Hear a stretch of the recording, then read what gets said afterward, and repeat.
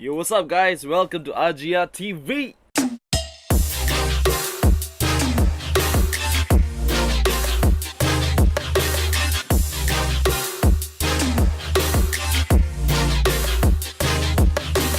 What's up, bro? Thanks for coming down, All good? spending time with us. Always. Yeah. So first of all, bro, like, how do you come up with the brand Koflow? What is Koflow, and how do you get started with DJing? Okay. I started DJing as a part-time job, but I play like cha-cha music for auntie and uncle. Basically. So from there, I mean, at that same point, I was a teenager, and I started skateboarding and going to like band practice with with friends and stuff like that. And then with the skateboarding video, and one of the clip actually had someone scratching in there, and I'm like, okay, what's this, right? So and then one day I was kind of like hanging out skateboarding, and then the cops chase us, right? Some ghetto.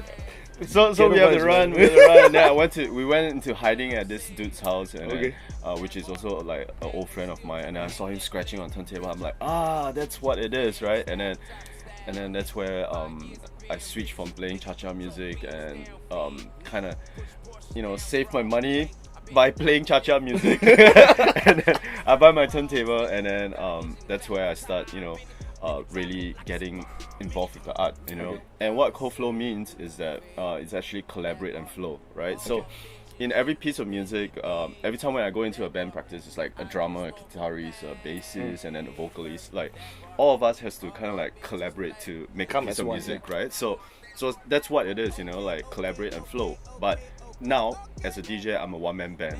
As a turntablist, I'm just making music by myself and stuff like that. So that's that. That's cool, man. Like I know, like I did a bit of research. Like you want to portray yourself as the turntable instrumentalist. Am I right? That was like 5 years ago. Okay. Yes. But is it still like? I mean, it's relevant. It's like, I mean, this is my passion, and it's like passion, but it's also my career. But not every time I get to like showcase. But it's cool. Sometimes I just take the art and minimize it, maybe like just play parties and stuff like that. But at some time, I go more in depth and a little bit more serious and do more like of a showcase kind of thing. Okay, yeah. That's cool, man. Okay, next, you've been DJing and opening for a lot of acts. Would you say that you already have accomplished opening for all the acts that you want to open for? No, that's for sure not. What is the one act that you really like die must open for? Okay, personally, I love getting involved with bands and stuff like that. Like not just like two turntables and just cutting up. So like I like the musicality part of what turntablism could be. You could be a trumpet, you could be a saxophone or whatsoever, right? And my dream collaboration would be with the Roots, with the whole band, and then you could like cut it up, adding samples and stuff like that. I think that's like that's interesting to me. You know what I mean? Yes. Yeah. Okay, like you've been playing also like around the world, like a lot of countries. Can you name one worst and one best place to play? It can be anywhere. Best place to play. Maybe actually there's so many countries with like so many different vibes. So like I love Africa as well. Like in Johannesburg, it's like you could really just play anything, and I love reggae and dancehall as well, and that's something I can really engage, and I see how passionate their faces are. That's something that I it's dope. And Japan, like I think Japan is like they just absorb like anything that's new, anything that's cool, and they know how to groove to it, and that's something that I really love as well. And the worst country I ever played. It's gonna create I wouldn't say it's worst, but it's quite an experience, right? Like so, I played in Laos for an event, and we went in clueless. Everyone don't know what we are doing, the seat turntable, they're like intrigued, Oh man. And they're like in shorts, and then they're like in slippers, but in the club, you get what I mean? And it's like a high-end event apparently, right? So we're like, what's going on? But we tried playing, and and the thing is like they're so open to music because it's like something so new to them, and when they see someone scratching, everyone's like, wow, they go like crazy, right? But my experience was that it was just I felt like I was playing in in a like a hostess bar, you know, like something like that, you know. It was just weird setting, so way out there, man. Okay, in 2014 you did something called the In the Groove project, right? So how was that, and are you gonna do anything like that in the future? Actually, I'm trying to work towards working with an orchestra, kind of vibe it out and like create remixes and stuff like that. Well, In the Groove project was really something that was a concept that I felt like it's fun for me to just go on for the whole year just to focus on that project, right? Yeah.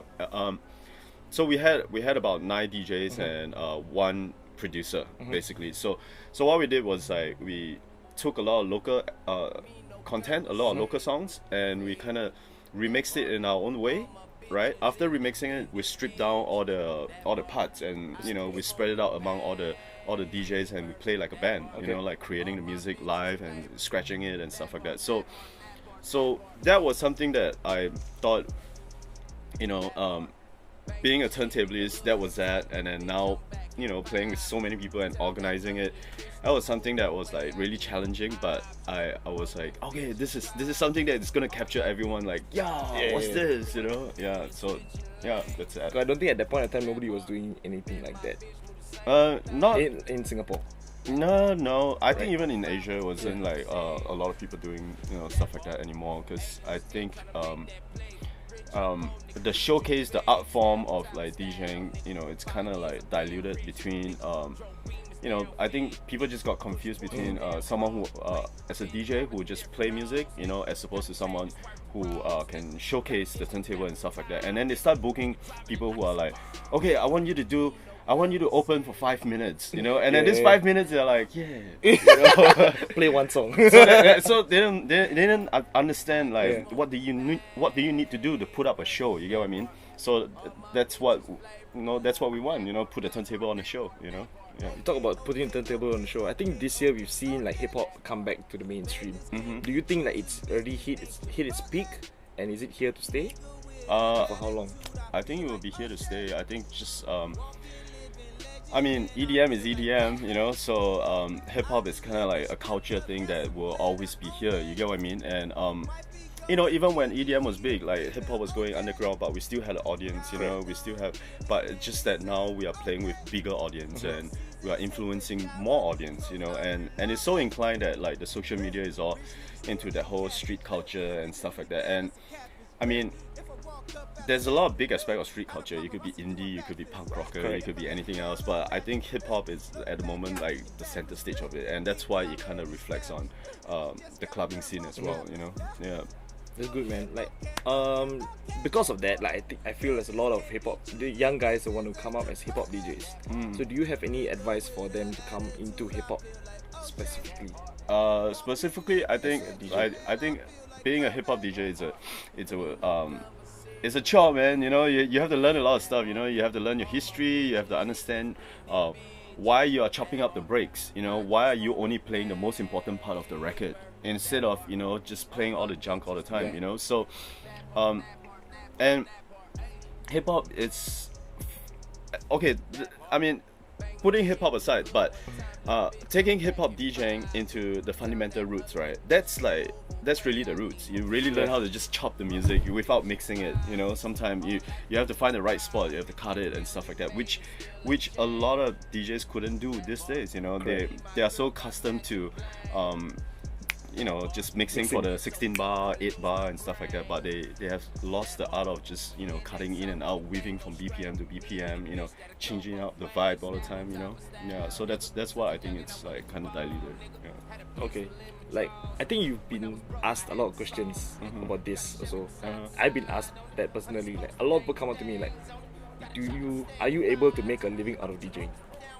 Yeah, you can, but you just have to persist it very, I mean,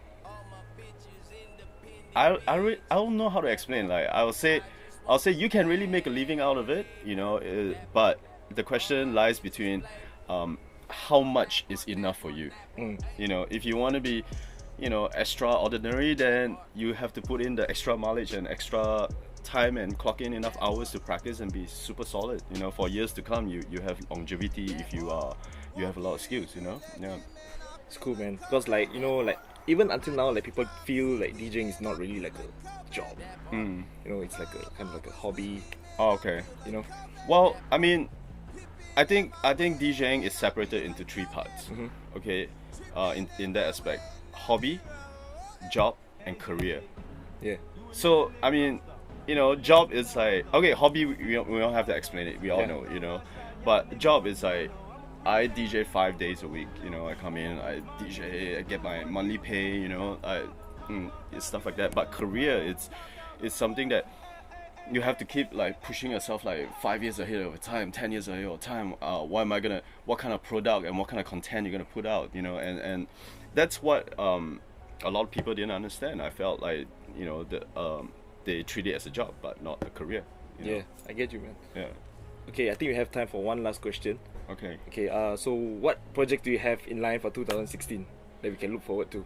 Okay, 2016 is huge. Okay, first off, I mean, I haven't told anyone yet, but since we are locking down the contract, okay, so in February, I'm gonna throw my solo concert in Esplanade Concert Hall. Wow. So that will be big for kind of like, I mean, a DJ show in a concert hall, you know, for once, you know. So that's that. Keep a lookout. You heard it here first on RGR TV, man.